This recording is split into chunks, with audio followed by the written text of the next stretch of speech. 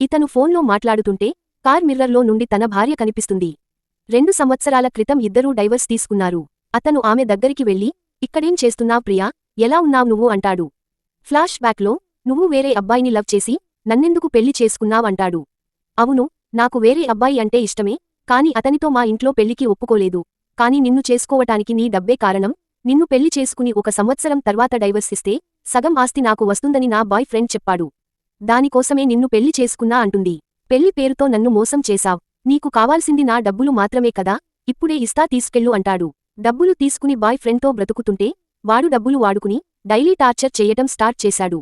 డబ్బులు అయిపోయాక బయటికి గెంటేశాడు అని భర్తతో చెప్తుంది. తర్వాత ఏం జరిగిందో చూసే ముందు మహాభారతంలో అర్జునుడి కొడుకు పేరు తెలిస్తే వీడియోకి లైక్ చేసి ఆ గొప్ప వీరుడి పేరు కామెంట్ చేయండి. చూద్దాం ఎంతమందికి ఆయన పేరు తెలుసో. ఇప్పటికీ నా భార్యకి నా గుండెల్లో స్థానం ఉంది అంటాడు. ఆమె చేసిన తప్పు తెలుసుకుని తిరిగి అతని దగ్గరికి వెళ్తుంది.